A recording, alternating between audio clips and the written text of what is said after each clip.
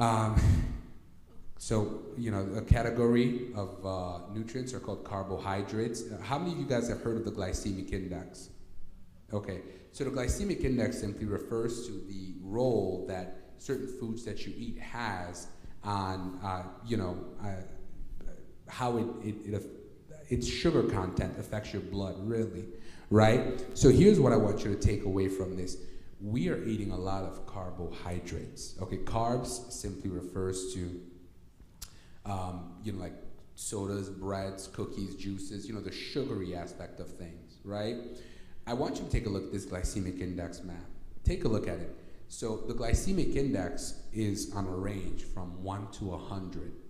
The higher the glycemic index is, the more sugar that product has, and the more quickly that sugar gets released in your body. So someone who is diabetic could probably reverse his or her diabetes by simply sticking to foods that have a lower glycemic index, okay? Because take a look at this.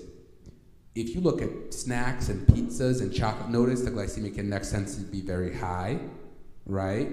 If you look at starches, white rice, I keep telling y'all, this stuff is refined. It's not what God did, okay? But white bread and all this stuff, they tend to have a high glycemic index. But if you look at vegetables, they tend to have a low glycemic index. Even when you look at fruits, they tend to have a lower glycemic index, but that's really due to the fiber in the fruits. Okay, because remember, God gave us sugar, but he put fiber in there. Man separates the fiber. And of course, if you look at ice cream and all that stuff, the glycemic index tends to be higher. But this is the point that I want you to see. Vegetables, low glycemic index. Really good. Okay, really good for you. And snacks and cookies and cakes, high glycemic index. Yeah. And of course, I want to briefly touch upon dietary fats. Again, you have trans fats, which are typically found in fried foods. Again, it's not the fried, because I don't want anybody, my mom's going to lecture me about, oh, if you eat a hamburger, no. If it's cooked in bad oil, of course, it's harmful.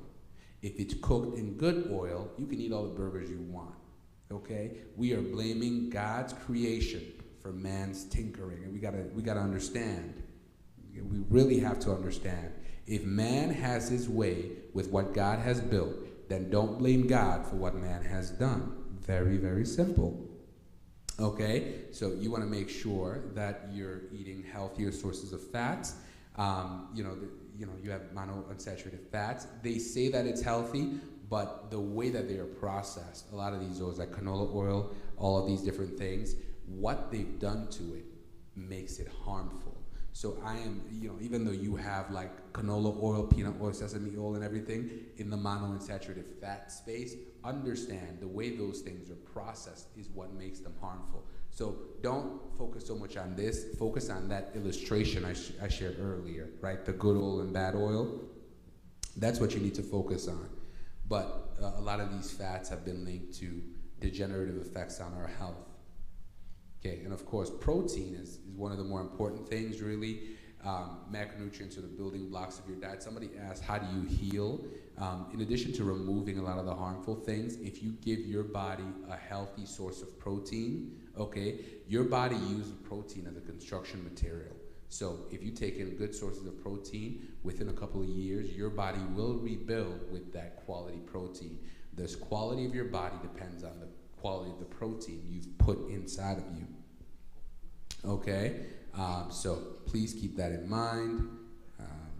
We don't really have a protein problem in America. It's more so like developing nations, because we got a lot of protein in America.